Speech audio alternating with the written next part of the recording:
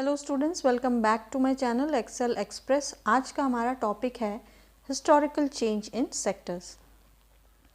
तो बच्चों, आज से बहुत साल पहले शुरुआती दौर में आज की डेवलप्ड कंट्रीज़ जो हैं वो भी प्राइमरी सेक्टर या एग्रीकल्चर सेक्टर पर डिपेंडेंट थी। और एग्रीकल्चर पर लोग डिपेंडेंट थे अपने लाइवलीहुड के लिए। मतलब एग्रीकल्चर जो था या प्राइमरी सेक्टर सबसे ज़्यादा important sector of economic activity हुआ करता था। अब क्या होता है कि जैसे जैसे मेथड्स ऑफ फार्मिंग चेंज हुई तो एग्रीकल्चर सेक्टर बूम करने लगता है और इससे ज़्यादा प्रोडक्शन होने लगता है। धीरे धीरे इंडस्ट्रियल रेवोल्यूशन आया, फैक्ट्रीज सेटअप हुई और लोग जो हैं वो फैक्ट्रीज़ में काम करने लग गए, यानी लोग फैक्ट्रीज़ की तरफ स्विच करने लगे। तो मतलब ये हुआ कि लोग जो थे वो प्राइमरी सेक्टर से अब मूव होने लगे सेकेंडरी सेक्टर की ओर।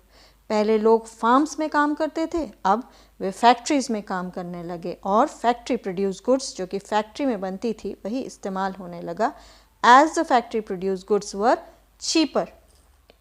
और इस तरह से सेकेंडरी सेक्टर ग्रेजुअली इम्पॉर्टेंट होता गया प्रोडक्शन एंड एम्प्लॉयमेंट जनरेट करने में।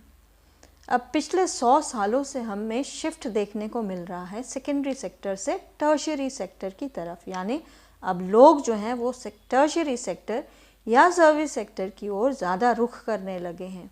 और सर्विस सेक्टर जो है वो सबसे ज़्यादा इम्पॉर्टेंट हो चला है इन टर्म्स ऑफ प्रोडक्शन।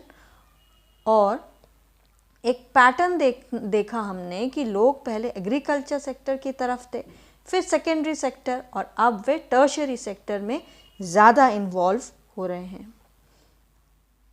अब आते हैं हम rising importance of the tertiary sector in production में। बच्चों, विगत 40 इयर्स में 1973-74 और 2013-14 के बीच प्रोडक्शन इन तीनों सेक्टर्स में इंक्रीज़ हुआ है, पर सबसे ज़्यादा टर्शियरी सेक्टर में इंक्रीज़ हुआ। और अगर हम डेटा पर बात करते हैं तो प्रोडक्शन तीनों सेक्टर में बहुत ही कम था पहले, फिर धीरे धीरे तीनों सेक्टर्स के में प्रोडक्शन इंक्रीज़ हुआ, पर सबसे ज़्यादा टर्शियरी सेक्टर में रहा। अब टर्शियरी सेक्टर क्यों इतना इम्पॉर्टेंट हो चला इंडिया में? बच्चों, इसके लिए बहुत सारे रीज़न्स हो सकते हैं। पहला रीज़न कि किसी भी कंट्री में सर्विसेज जैसे कि hospitals, educational institutions, post and telegraph, police stations, defence, transport, banks etcetera की ज़रूरत होती है और ये बेसिक सर्विसेज होती हैं और गवर्नमेंट को इन सब चीज़ों की रिस्पॉन्सिबिलिटी लेनी होती है, जो कि एक इम्पॉर्टेंट पार्ट होता है। अब सेकेंड रीज़न जो है कि अगर एग्रीकल्चर एंड इंडस्ट्री का डेवलपमेंट होगा तो ट्रांसपोर्ट, ट्रेड, स्टोरेज का भी डेवलपमेंट होगा। जितना ज़्यादा प्राइमरी और सेकेंडरी सेक्टर का डेवलपमेंट होगा उतना ही सर्विस सेक्टर की डिमांड बढ़ेगी।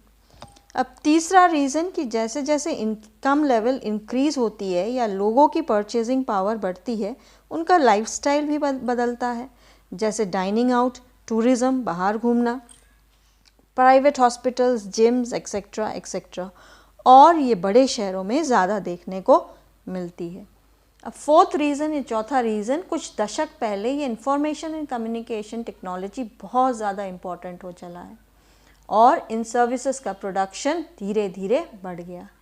पर यहाँ पर ध्यान रखने वाली बात यह है कि हर सर्विस सेक्टर जो है वो इक्वली नहीं ग्रो कर रहा है बच्चों। सर्विस सेक्टर में तरह तरह के लोग भी काम करते हैं।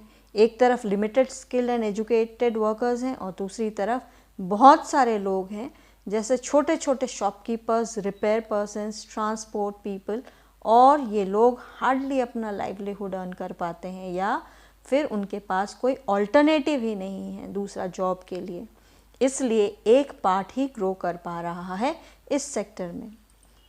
तो बच्चों, हमने देखा तीनों सेक्टर्स का अपना अपना ग्रोथ, अपना अपना डेवलपमेंट एंड इम्पोर्टेंस।